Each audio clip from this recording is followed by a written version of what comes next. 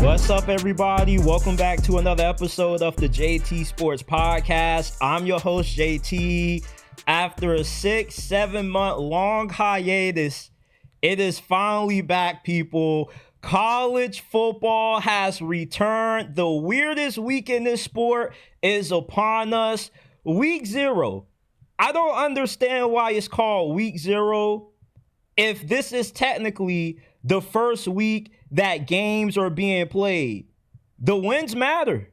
The losses hurt. There's no difference between winning and losing in Week 0 and winning and losing in Week 1. So if this is the first week of games being played during the regular season, why is Week 0 not instead called Week 1?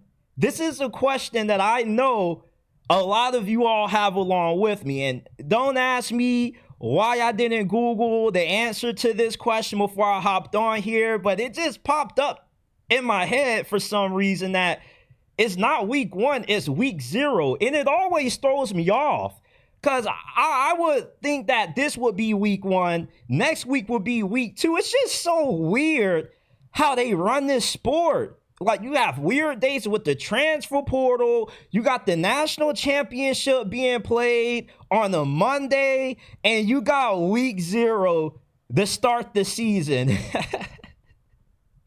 College football is so random and weird. I guess that's why me and all of you all tuned in love this sport so much, because some of it doesn't make sense, and that's what makes it fun. The chaos, the drama, and how about us getting Big 12 action across the pond to kick off this season? We got Iowa State versus Kansas State in Dublin, Ireland. Are y'all ready for college football, man? Because I am right now.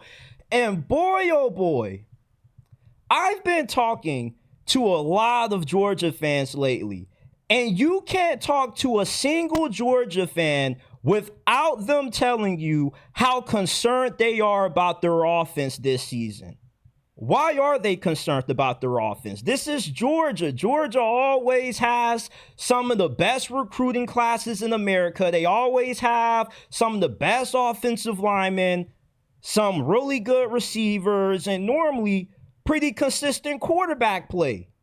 So why is it that there seems to be more concern around Georgia's offense than normal? Well, it has to come down to the most feared man in Athens, Georgia at the moment, which is Georgia's offensive coordinator, Mike Bobo. Now, why is there so much fear around Mike Bobo? He's not a 360-pound defensive tackle. He's not Jalen Carter or Jordan Davis. Why would you fear Mike Bobo more than you fear Kirby Smart? Well, it seems as if the biggest kryptonite to Georgia having another successful season, winning the SEC, making it to the playoff, happens to be Georgia's offensive play caller, Mike Bobo. And it's weird because 2 years ago, or 3 years ago, when Mike Bobo first took over for former offensive coordinator Todd Monken, who had left Georgia for the NFL, now with the Ravens, the offense didn't miss a beat Mike Bobo's first season back in Athens. They were 5th in yards per game. They averaged nearly 40 points per game. So at one point, Mike Bobo's stock was trending up. Nobody wanted him fired. Nobody had any complaints about the play calling. Well, 2024 rolls around, and then all of a sudden, Georgia's offense looks out of sorts. The offensive line has a bunch of injuries they have to overcome. You have a receiving core that essentially had defensive backs catching passes with the amount of drops that they had. Georgia led all of FBS and drop passes. That's the stat that you never would think to affiliate with Georgia, especially a Kirby Smart coach team. Kirby Smart is all about the small things, the attentions to details, being able to execute and dominate at the fundamentals. So you don't expect a Kirby Smart team to lead the nation in drops.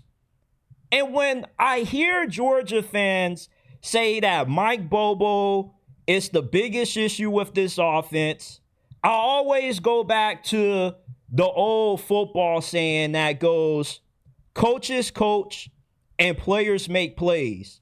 Mike Bobo was not the reason for Georgia's offensive struggles last year. What kind of plays can you dial up that has success when you have a receiving core that has butterfingers for hands, an offensive line that was down in terms of the level of play that you normally see a Georgia offensive line perform at, which hindered the run game and put more pressure on the quarterback's shoulders to make plays, which resulted in him being turnover heavy. Mike Bobo was part of Georgia's problems on offense, but he wasn't all of Georgia's problems on offense last year. There were bigger issues that Georgia had than Mike Bobo's play calling. Heck, if I have receivers that lead the nation in drops, I'm calling hella screens too. Would you not? So you're just going to keep letting it rip the guys knowing that they can't catch? I truly want to know, for the Georgia fans out there that don't believe in Mike Bobo, that believe Kirby Smart should have parted ways with him at the end of last season, if you were calling plays, if you was in Mike Bobo's shoes, what would you have done differently to change how Georgia's offense performed in 2024 with all of the personnel issues that Mike Bobo had to deal with? I want honest answers. I don't want to see any comments saying stop making excuses for Mike Bobo when the coaches coach and the players make plays. I'm pretty sure if Mike Bobo was young enough and had the ability to get some eligibility to go catch passes, he would do so. If he had the ability to go out there and block on the offensive line, he would do so, but he can't. You can only call plays as good as what your players allow the plays to look. And Georgia's offense just wasn't good from a personnel standpoint. So why I believe in Mike Bobo still as Georgia's offensive coordinator this year is, for one, all of the personnel issues that hindered Mike Bobo's play calling has been corrected. Kirby Smart gets 2 proven wide receivers out of the transfer portal. Noah Thomas from Texas A&M, who's going to be a big body, deep threat in this offense. Then you get an explosive playmaking wide receiver in Zachariah Branch that's like a pinball with the ball in his hands. He can take a simple 5-yard slant and turn it into a 65-yard touchdown. He's one of the most dynamic receivers in all of college football. So you get 2 really good portal additions. On top of that, you have a 6-man rotation at wide receiver. So you got Zachariah Branch, Noah Thomas. You got a guy like Kobe Young, who was a big transfer coming from Miami last year. He didn't really play much last season. He had some off-the-field things that kind of gave him a slow start to getting acclimated in Georgia's offense. Well, he's in his 2nd season now with this team, and he was really good at Miami. I expect him to have a bounce-back season with Georgia. Georgia also added Josh McCray at running back. Bruiser scored over 10 touchdowns for Illinois last year. You pair him up with Nate Frazier, you're going to have one of the best running back duos in the nation behind what should be an improved offensive line that we see revert back to the standard that we are accustomed to seeing a Georgia offensive line play at. Gunnar Stockton at quarterback. What makes him a better option compared to Carson Beck? He's more mobile. You can call more design quarterback runs. You can run more RPOs, more read options, which also helps improve your rushing attack. And it also takes some of the pressure off of the passing game. Georgia now, with them fixing their wide receiver woes, the offensive line hopefully improving, you should be able to play complementary football again. Mike Bobo, when he took over for Todd Monken, Georgia was a balanced team. They were good throwing the football. They were good running the football. That's what Georgia has to get back to in order to have success on offense this year. They don't need flashy quarterback play. Hell, they don't need their offense to be flashy. Kirby Smart has never been about the flash. He's just all about getting from point A to point B. He's about consistency.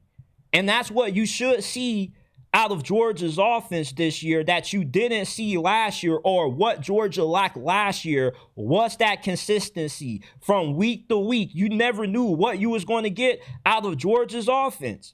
You could play good 1 week against Clemson, then a few weeks later, you're barely struggling to walk out of a win against Kentucky.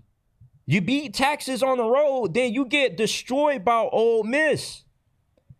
It's unfair to put all of Mike Bobo or to put all of Georgia's struggles on offense last year on Mike Bobo. There's only so much you can do as a play caller, as a coach, when the players aren't going out there and executing. I believe in Mike Bobo still as Georgia's offensive coordinator, and if Kirby Smart felt like a change needed to happen, I feel he would have had the proper judgment to put his loyalty aside and his personal relationship with Mike Bobo to aside for the sake of doing what was best for Georgia and firing him. But Kirby Smart brought Mike Bobo back, which means that he still trusts Mike Bobo. Kirby Smart is the best head coach in college football, so I'm going to trust his judgment. And I feel Georgia fans shouldn't be stressing as much over the offensive play calling as what they are heading into this season. If you don't want the starting quarterback of your favorite team to play like Anthony Richardson, go ahead, hit that like button, subscribe to the channel, check us out, JT Sports, on all podcasting platforms. Give us a 5-star review on Apple and Spotify. Let's get back to the video. Ohio State has announced their starting quarterback for this season. They're rolling with Julian Sayin, who has won Ohio State's quarterback competition over Lincoln Ken Colts. Julian Sayin has the talent to go down as the best quarterback that this program has ever had. He was Nick Saban's final quarterback that he recruited to Bama. He stayed for a cup of coffee at Bama when Nick Saban said that he was retiring. A few days later, he hit the portal and he came up north to Columbus. When Julian Sayin was coming out of high school, there was a lot of hype around him for very good reason. He was MVP of the Elite 11 competition. Coming out of the state of California, he was a prolific quarterback in high school. And there were reports, even though we didn't really see Julian Sayin play that much during the regular season, during the offseason and spring, summer of 2024, there were a lot of folks saying that Julian Sayin was the most accurate quarterback that Ohio State had on the roster last year, which is high praise. And I know that there's only so much you can go off when it comes to spring camp, practice reports, but nobody gives you that kind of praise at Ohio State unless it's justified. Julian Sayin shifts Ohio State's offense into a different gear. He has a similar mentality and a similar skill set to C.J. Stroud. He's calm in the pocket. He's better under pressure than what Will Howard was. He also throws with elite anticipation, which is going to help Ohio State's wide receivers, Tate, Ennis, Jeremiah Smith, generate more yards after the catch. He also has way better ball placement and a better deep ball than what Will Howard had. Julian Sayin, from a pure passer standpoint, may have the best mechanics of any quarterback that has ever came through this program. And this isn't hyperbole. This isn't me overhyping Julian Sayin. If you watched him during the spring game, it was pretty evident that he was the better of the two quarterbacks between him and Lincoln Ken Coates, which is why I didn't understand why it was taking Ryan Day so long to announce that Julian Sayin was a starter. A few weeks ago, he was saying that, the competition is still ongoing, it's neck and neck. Judging from that spring game, Julian Sayin has all the goods to immediately become the best quarterback in the Big Ten. And I know we haven't seen anything out of Julian Sayin to justify giving him that praise, but if I had to pick between Drew Aller and Julian Sayin, I'm taking Julian Sayin. Julian Sayin is already, to me, ahead of Drew Aller when it comes to throwing the ball with accuracy, making good decisions. Ohio State isn't going to miss a beat with Julian Sayin in that offense. And there's a possibility that you see Ohio State kind of shift their philosophy on offense. Last year, they more were a run-first offense. They want to pound the rock with Judkins and Henderson. This season, the identity of Ohio State could more so be about throwing the football all over the yard. They got the best receiving core in college football. You got 2 future first-round, maybe 3 first-round wide receivers that Julian Sayin is going to be throwing to, and nobody in America has an answer for that monster, Jeremiah Smith, the babyface assassin, J.J. Smith. That boy, J.J.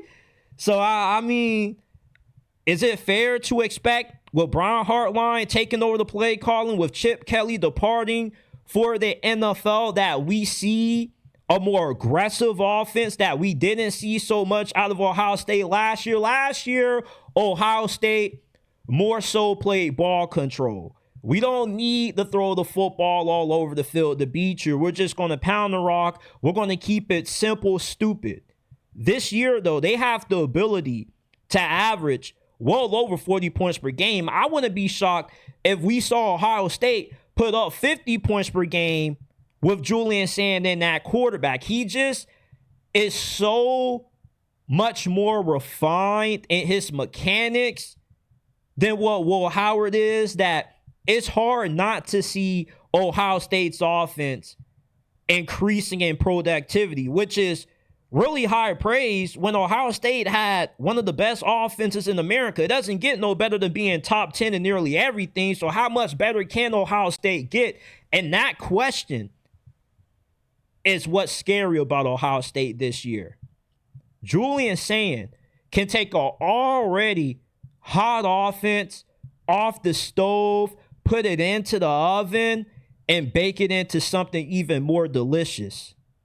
He has the capability to be a finalist for the Heisman Trophy. I think that the sky is the limit for Julian Sayin. Now, he does have a tough test early, kicking off his first ever collegiate start against Texas. That's a tough game for anybody. Ohio State is going to have patience with Julian Sayin, because I remember not too long ago when C.J. Stroud first got his opportunity to start for Ohio State, there were a lot of fans that wanted him benched midway through that Oregon game, midway through the Minnesota game. It was a little bit rough, but once C.J. Stroud finally got comfortable and he found his footing, it was up from there. Julian Sayin, we very much well could see the same thing happen. He kind of starts out a little bit slow, but once you get to about week 4, week 5, that's when you really start seeing Julian Sayin letting it loose. Just saying. Ooh, I've been dying to say that. I know there's going to be so many fun puns that people are going to have with Julian Sayin's last name. Julian Sayin is going to be one of the best quarterbacks in college football this year. The talent's there. The accuracy is there. He just has so much of C.J. Stroud in his game that it's kind of hard not to see him being able to immediately insert himself as arguably the best quarterback in this conference this year. I think that we haven't seen the ceiling of Ohio State's offense reached yet. Julian Sayin is already going to take some gas that Ohio State had to burn the fire. He's going to add some more fire to it.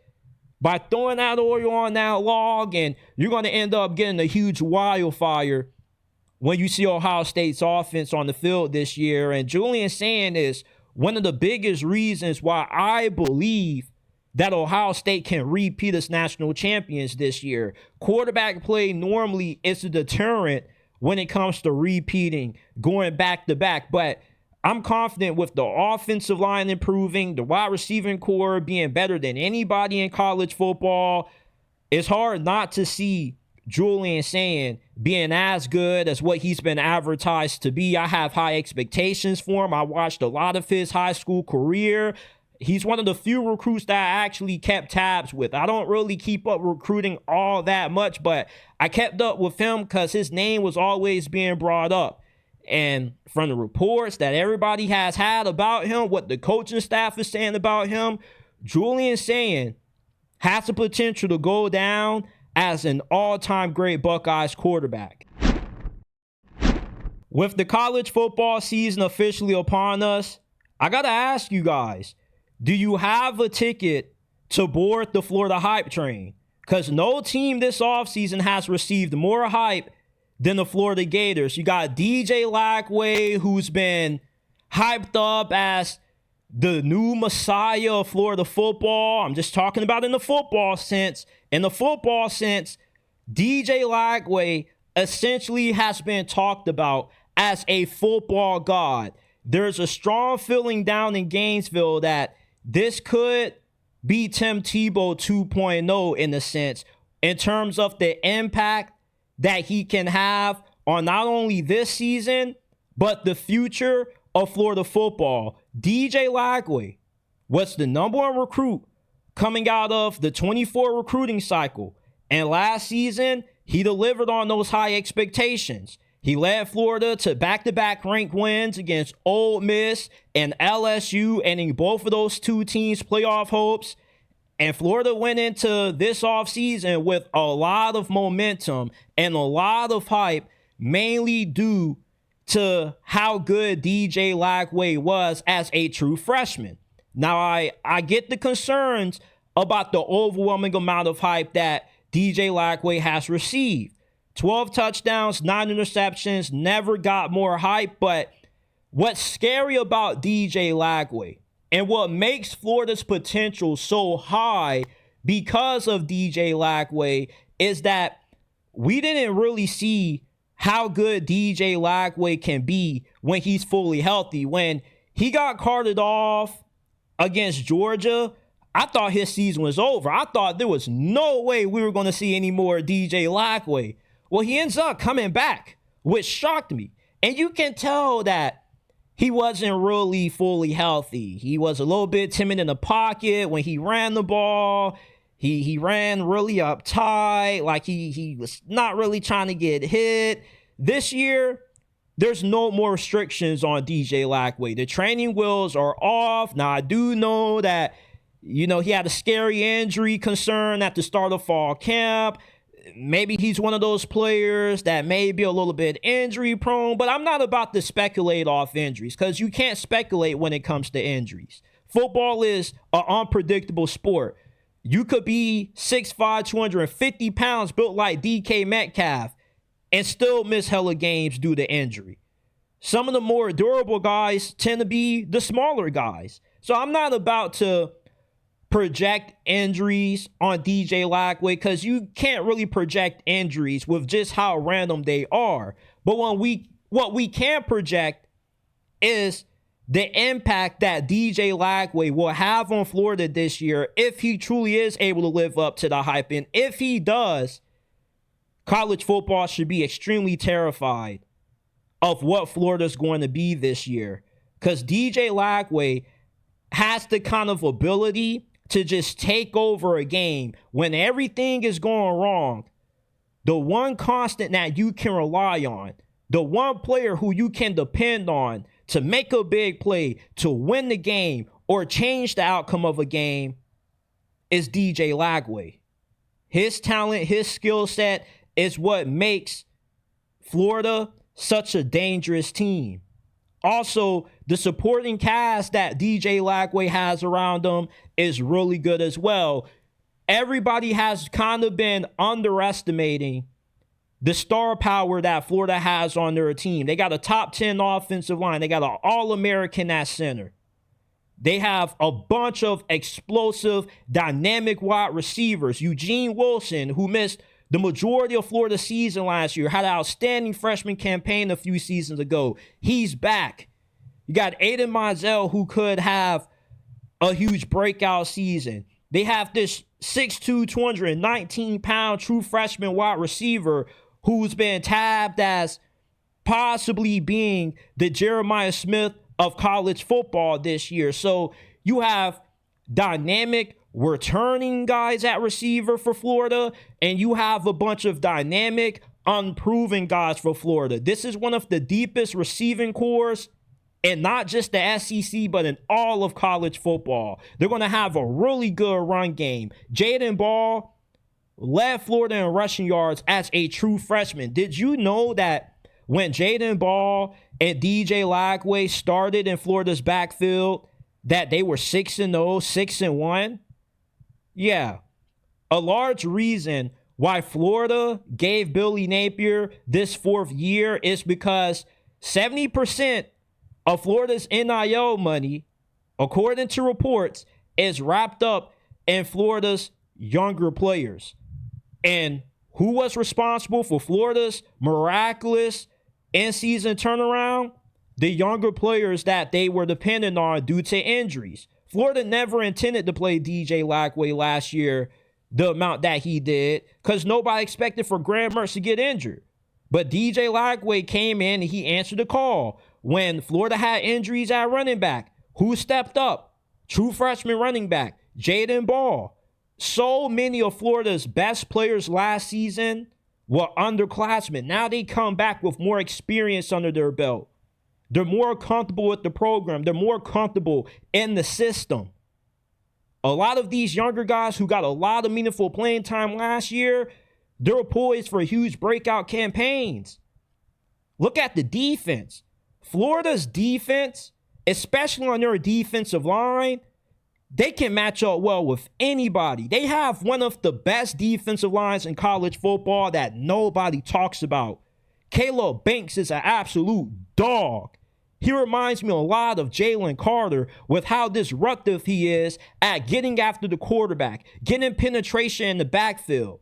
You got Tyreek Sapp, the nephew of Warren Sapp. He's back. George Gums, he's back.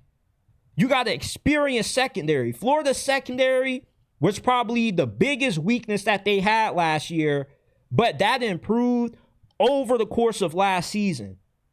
Florida this season is good enough to not just win the SEC, but they also can have a Cinderella run in the college football playoffs. You have a star quarterback.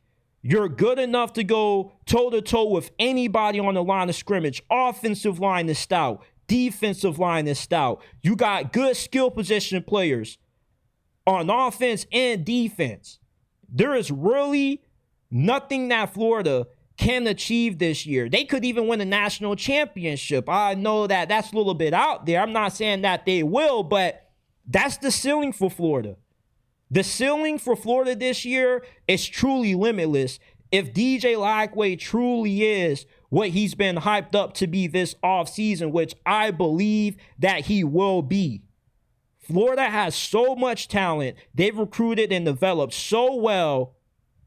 I really believe that Florida will be a playoff team. I have them going 10-2, losing to Alabama in the SEC championship, and clinching a spot in the CFP this year. Florida is an extremely dangerous team. Do not let the difficulty of what their schedule appears to be on paper scare you away from getting your ticket to board the Florida hype train, because everybody in the SEC plays a tough schedule. Even a relatively easy schedule in the SEC is a difficult one, because you're still going to have to play Alabama or Georgia, and if you don't have to play those two and you get lucky enough to avoid them, you're still going to have to play a LSU, a Tennessee, a Texas A&M. But Florida, from what they have, not just from a talent standpoint, but also depth, They can beat anybody on their schedule. They could beat Texas at home. They can beat Georgia. Don't be shocked if Florida's a 10-win team and they clinch a ticket into the CFP. This is a really dangerous team, and the hype is more than justified.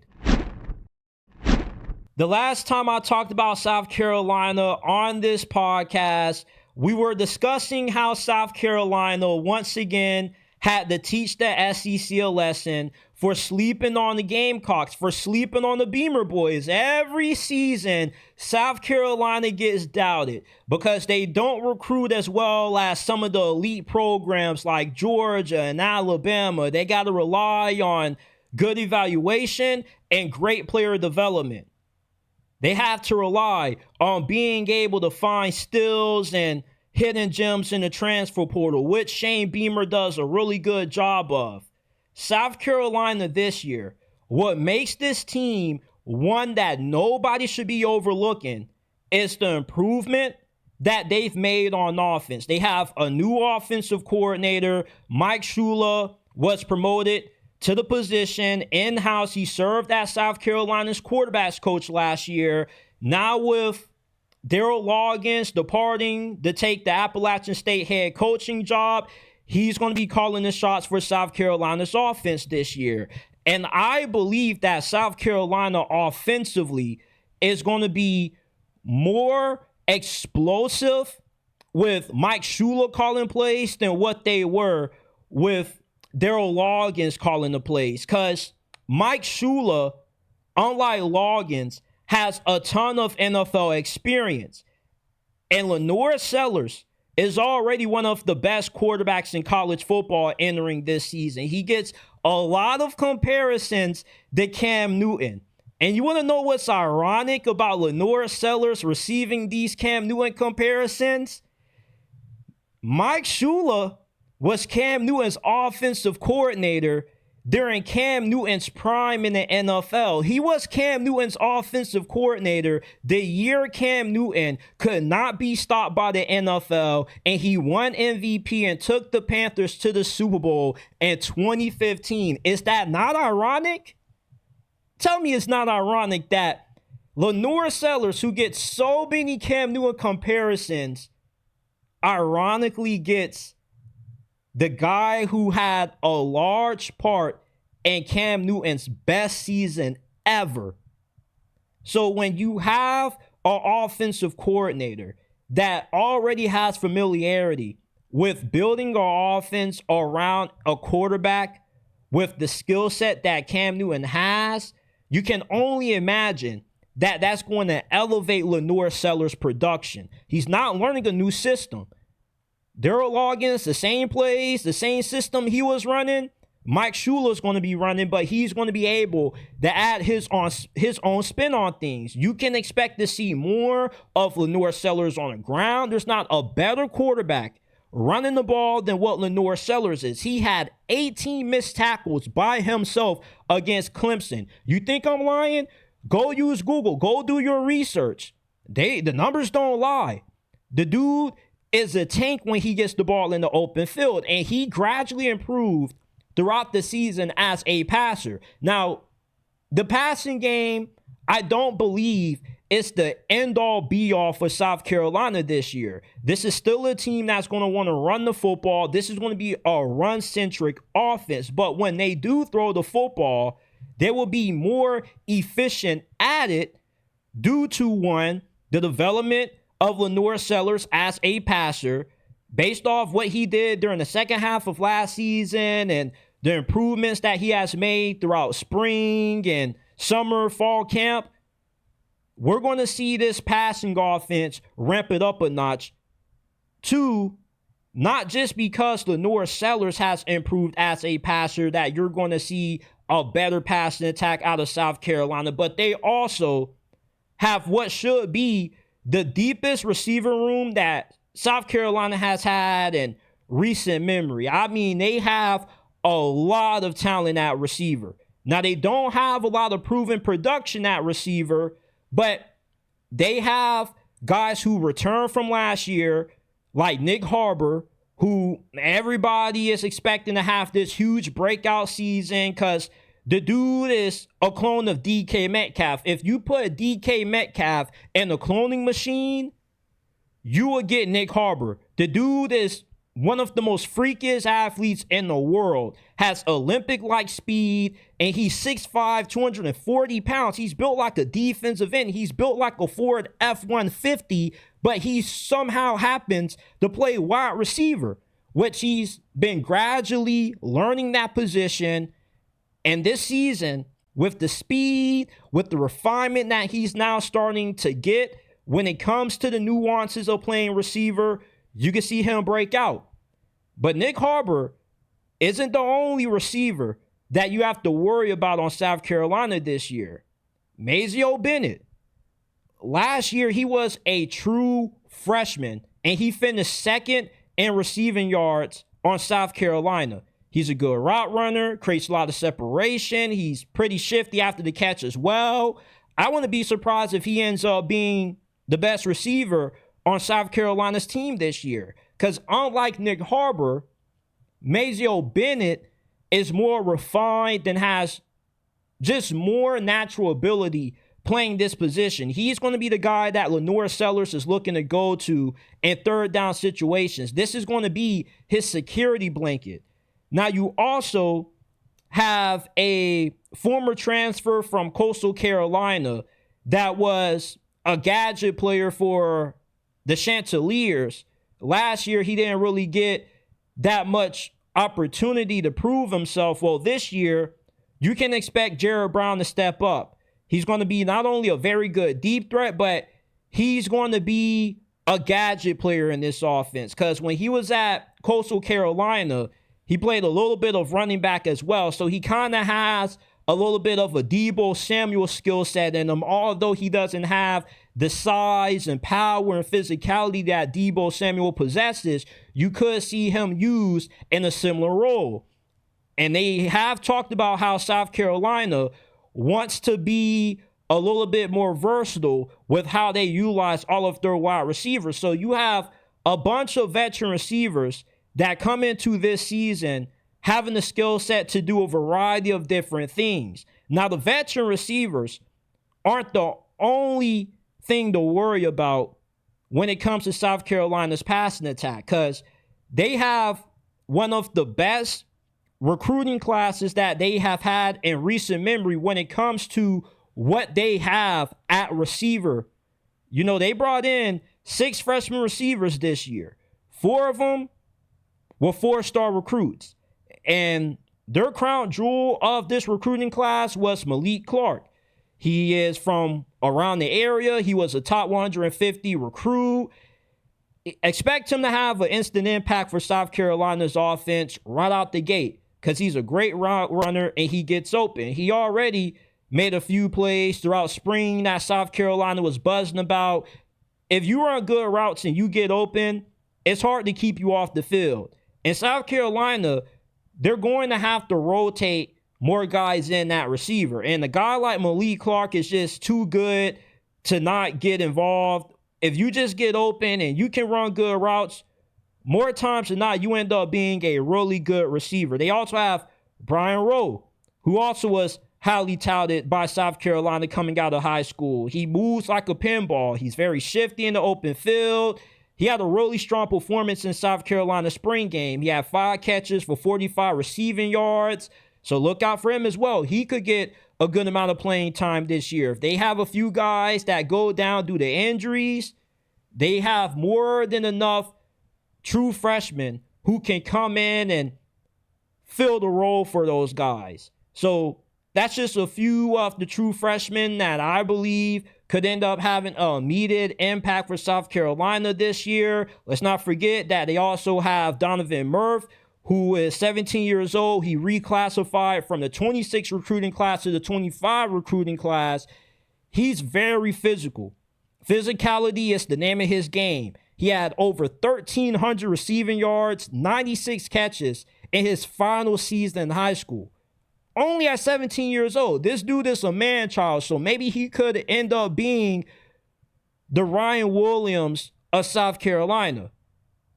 But with all of the talent that South Carolina has at receiver, the chemistry that Lenore Sellers is going to have with Mike Shula calling the plays, I expect for South Carolina's offense to be incredibly improved this year, man. And don't even get me started on the offensive line. Yeah, the offensive line has been an issue since Shane Beamer first arrived in South Carolina.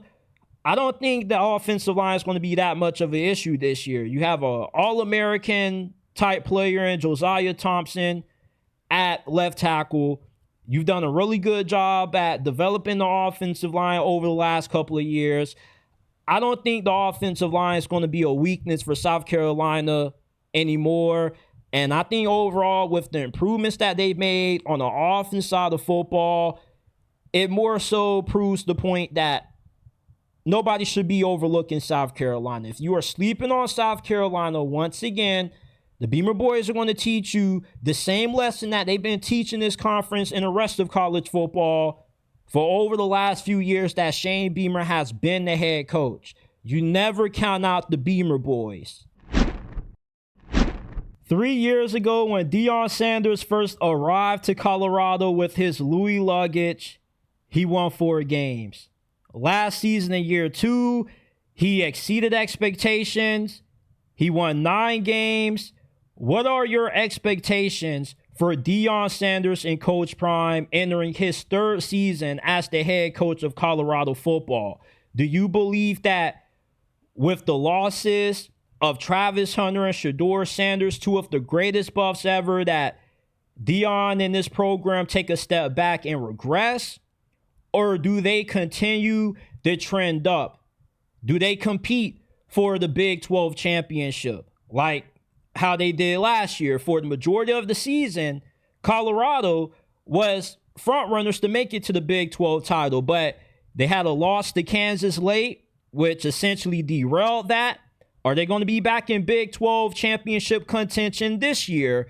When I look at what Deion Sanders has built at Colorado, I trust the infrastructure is good enough that even if Colorado does regress, it's not going to be a huge regression. They're not going to go from being a 9-win team to a 6-win team. I believe that the floor for Colorado is a lot higher than what odds makers, what pundits in the national media are saying, which is 6 wins, maybe 5. I think that the floor is at least 7, 8 wins.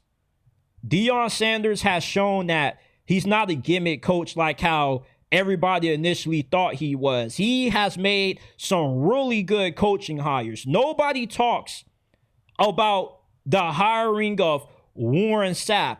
When Deion first said that he was making Warren Sapp his defensive line coach, oh, Deion Sanders isn't taking this seriously. All he's trying to do is hire his buddies. He just wants to get his homeboys a job. Well, you saw how Warren Sapp had that defensive line playing. Colorado was top 10 in America in sacks last year. Deion Sanders' defensive coordinator last year, Robert Livingston, was one of the best coordinator hires in all of college football. I don't understand how Robert Livingston was not a finalist for the Jim Boros Award. If you don't know what the Jim Boros Award is, it goes to the top assistant coach in America. Robert Livingston did God's work with this defense last year. In Deion Sanders' first season, defense was non-existent. Robert Livingston, in his first season as Colorado's defensive coordinator, they were top 30 in points per game, yards. They were outstanding in the red zone, and they were second in forced turnovers. So this season, with everything that Deion Sanders has built his first 2 years at Colorado, from the coaching staff to the personnel that he has going into this season, at Big 12 Media Days, when he said that despite the losses of Travis Hunter and Shedeur Sanders, you're going to need a bunch of good players to replace those guys. He said that Colorado has those guys to replace them. Colorado is a better team this season than what they have been their first 2 years under Coach Prime. And this is from directly out of the horse's mouth. Deion Sanders said this. He truly believes this, and I believe him too. Because the only issue that has plagued Colorado has been the offensive line. The offensive line should be really solid this year. Are they going to be great? Are they going to be elite? I don't know, but I think it's a safe guarantee with the portal additions that Deion Sanders is bringing in on the offensive line. You're bringing in guys that aren't unproven. The previous portal class you brought in to fix the offensive line were guys that were all potential. Didn't really have a lot of production at their previous stop. The offensive line class they have this year out of the portal is much different. They got a former offensive lineman from Illinois that's a 2-year starter, one of the better offensive linemen coming from the Big Ten. He's starting for Colorado this year. You got Julian Sayin in year 2. He should take a big step and cement himself as one of the best offensive tackles in all of college football. Did you know that Colorado, going into this season, has the 3rd heaviest offensive line in college football? This offense is going to have a completely different philosophy than what we've seen Colorado's offense have in the past.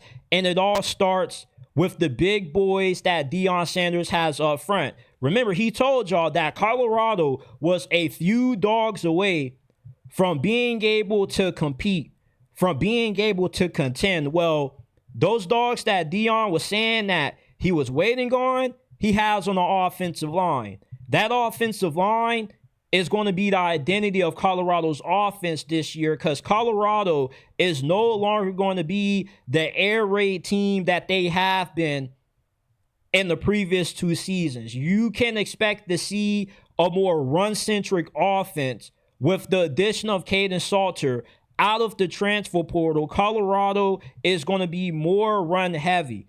Kaidon Salter, 2 years ago in 2023, he scored 44 total touchdowns. He ran for over 1,000 yards that season.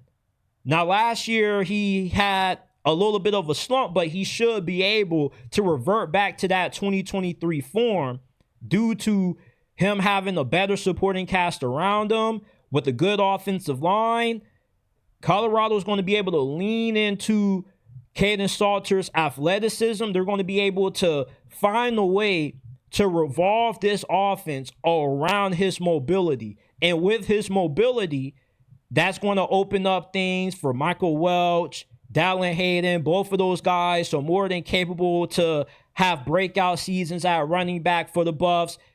It just all comes down to the offensive line, which if it has improved as what a lot of us believe that it has, then this offense is going to be really good running the football. Of course, they're going to have the ability to throw it on you because Kaidon Salters is a really good passer. We know that Deion has a really great eye for a receiver, but Colorado's offense is going to look entirely different this year. They're going to have a new identity that they haven't had before. They're going to be more balanced. They're going to be more run-centric.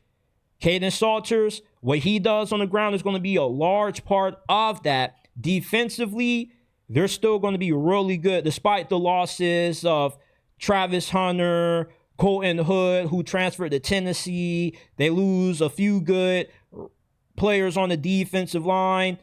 That pass rush still is going to be good. They still have a ton of talent, a ton of depth. They still got guys on that defensive line left over from what they brought in on the D-line last year out of the transfer portal. You got a really good defensive tackle out of the portal, and I believe his name is Jaheim Oates. Don't quote me on that. He should be really good, from Alabama. A lot of Bama fans were saying that losing him did hurt because they believe that he had the potential to be a really good piece for them this year.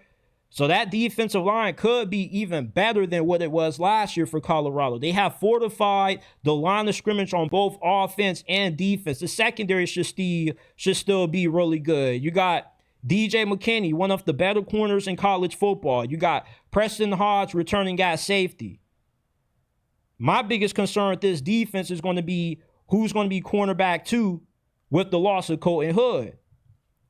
Overall, Colorado in their 3rd season under Deion Sanders is more than primed to be contenders for the Big 12 championship this year. There is not a single team in this conference that Colorado doesn't have the ability to beat. They now are going to have the big boys necessary on the line of scrimmage to go toe-to-toe with some of the better programs in this conference like Arizona State, Iowa State, BYU. You won't see them get tossed around like how they did in the Alamo Bowl. You have a really good coaching staff that Deion Sanders has assembled.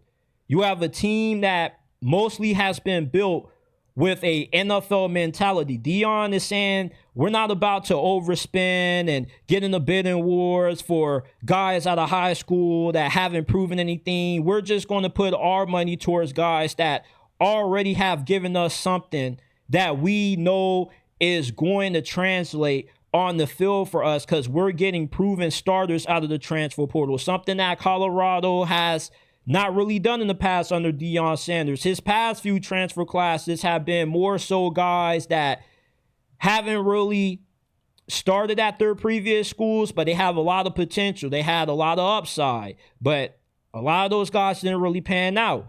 This year, though, you have more guys that are proven from their previous stop. You got more guys on the offensive line that have already shown the ability to be capable starters. And we already know Deion gets skill position right every time he doesn't miss that receiver. You know, receivers were one of the strengths that Colorado was able to get from the portal with Jimmy Horn Jr., Xavier Weaver, LaJohntay Western.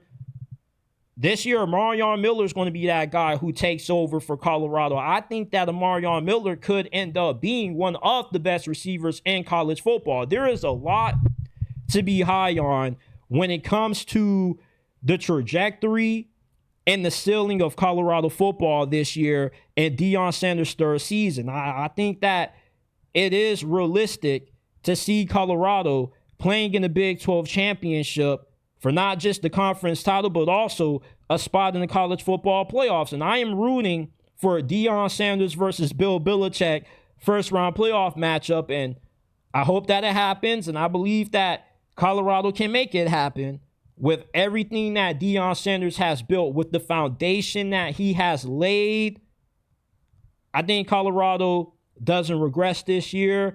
I think the ceiling for them is possibly going 11-1, 10-2, making it to the Big 12 championship and winning that thing. There's not a single team in the Big 12 that Colorado can't beat. Why can't nobody accept that the SEC is the best conference in college football? Why is it that anytime the SEC gets a lot of teams ranked in the top 25, it's SEC bias? The SEC is so overrated. 62% of the top 25 teams in college football going into week 1 are coming out of the SEC. 10 out of 16 teams in this conference are ranked for a very good reason, because the SEC is the deepest that it's ever been in the existence of this conference. They have 8 to 9 teams that are capable of competing for a spot in the college football playoffs this year. We already know about the high-end teams, your Georgias, Texas, Alabamas. They're going to be there. What about the rising contenders, though? What about the B tier in the SEC?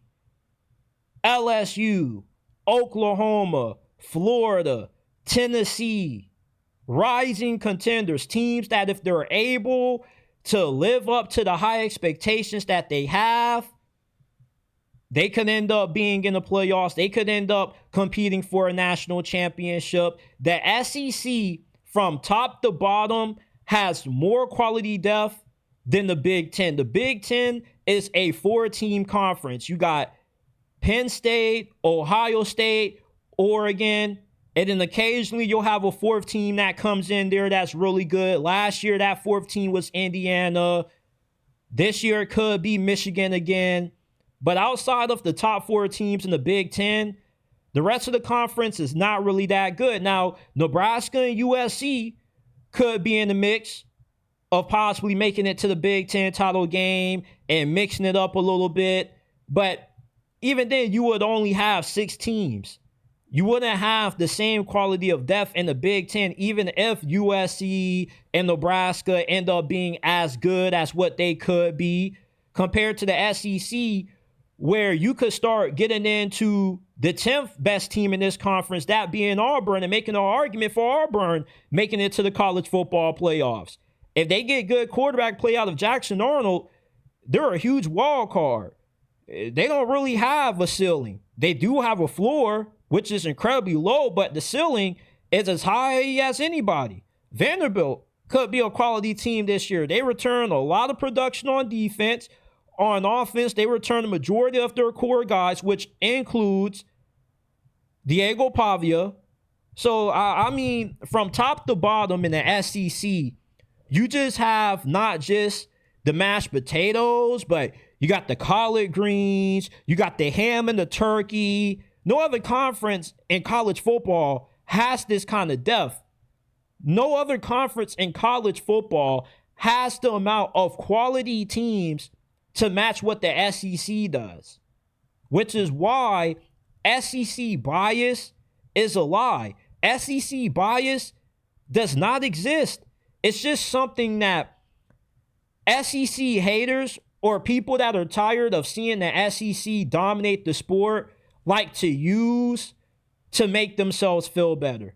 When they get upset about the truth pertaining to the SEC being the best conference in college football, they like to bring up SEC bias to cope. But there is no bias against the SEC. When ESPN has a lot of SEC teams in the playoff conversation, it's because they're good enough to be in the playoffs. Now, last year, I feel was an outlier because you had Ole Miss and Alabama who lost the teams they had no business losing too late, so they missed out on the playoffs, which they didn't deserve to be in the playoffs. I agree with that. But this season, though, there could be about 9 SEC teams vying for a playoff spot.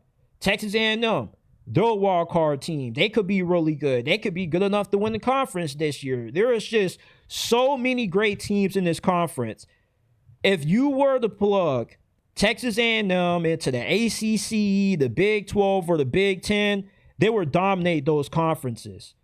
LSU's going to be really good. You know, it's hard to pick who's going to make it out of the SEC this year because really anybody could make it out of the SEC this year. That's how freaking competitive this conference is, which is all more the reason why SEC bias is a lie. SEC bias does not exist because the SEC truly is the best conference in college football. There is no disputing that. The NFL tells you that. The SEC has more players drafted than any other conference, and it's not even close. The best athletes play in the SEC. College football, at its core, lives in the South. That's why the SEC has had the monopoly over this sport that they've had for over the past 2 decades. And yeah, they've gone 2 years without a national champion coming out of this conference, but that's about to change. Somebody out of the SEC is going to win it this year. It's going to be Texas, Alabama, Georgia, or somebody else. But the SEC is back in. They've never been as deep as what they are entering this season.